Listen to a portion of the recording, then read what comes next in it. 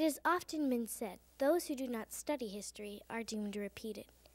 And so, if mankind wishes to better itself and move forward in the world, we must remember, even our darkest hours. Today, I'm at the St. Louis Holocaust Museum and Learning Center, a place which was created so that we'll never forget.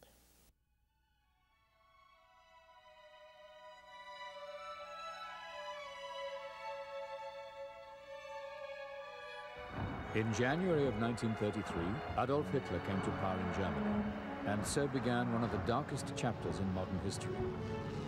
When it was over, in 1945, 11 million human beings had been exterminated.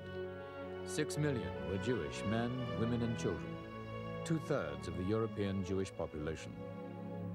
This genocide is known as the Holocaust, or in Hebrew, the Shoah. During the Holocaust, a Czech composer produced the children's opera called Brundibar. The music is beautiful. The sad history is that it was produced in a concentration camp. Its original cast was comprised of children who were being held at the camp.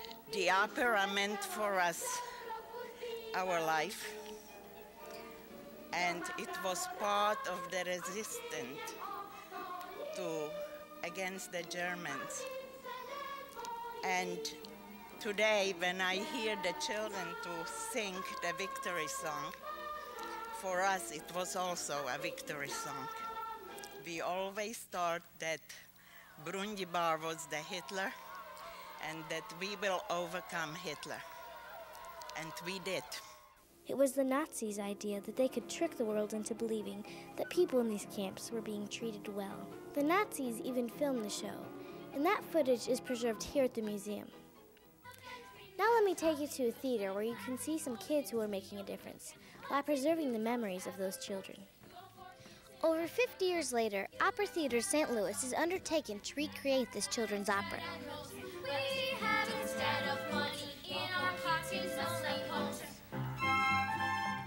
I just wanted to explore good and evil and the repercussions of people's actions when they have selected a scapegoat to rail upon with their anger and whatnot. I think that the most intense thing about this experience was the connection that we felt with the children in the concentration camp so many years ago. Well, I'm glad to hear that you feel a real connection with the children who originally were involved in Brundibar. I think that's certainly an aspect, that is really a benefit to the performers today. They have that opportunity to explore, the history behind the piece and really put faces and names to the children who were in that cast. I was kind of worried at first on how to be a person who is taking part in the Holocaust and experience all of those horrible things. And I wasn't sure at first how to be Annette. I knew basically about the different people like Hitler and the Holocaust, but being in the opera has made me know more about how the kids really felt in the concentration camp.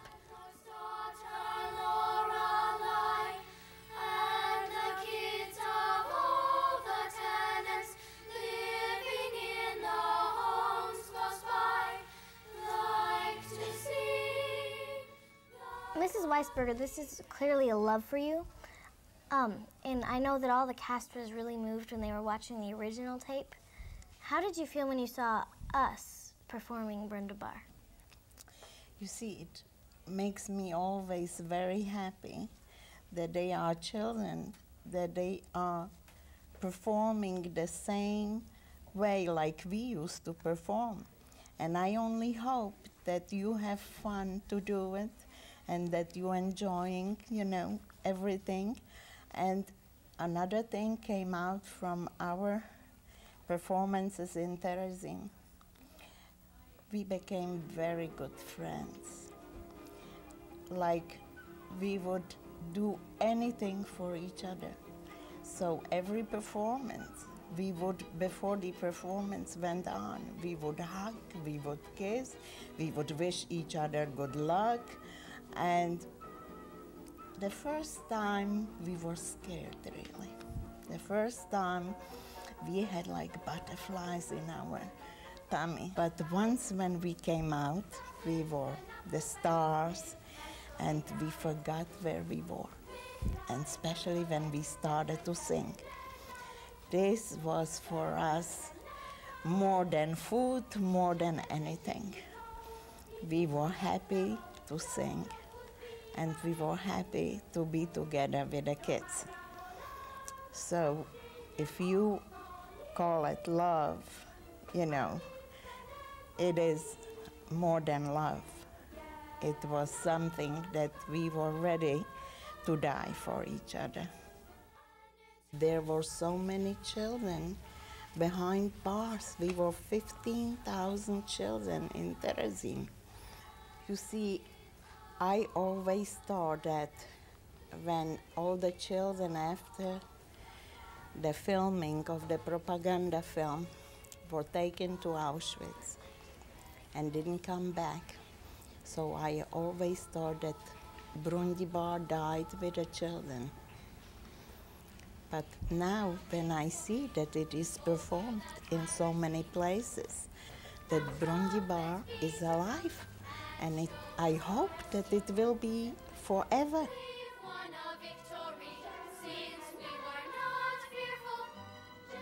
I felt incredibly honored that she could come be with us, and I was thinking, you know, it might be kind of hard on her to come and see us performing, despite, you know, many hard times that she might have had during the Holocaust.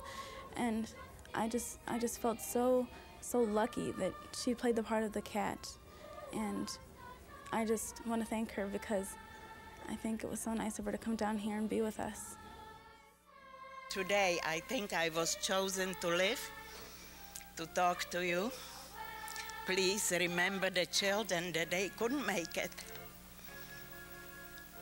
And they are part of my life.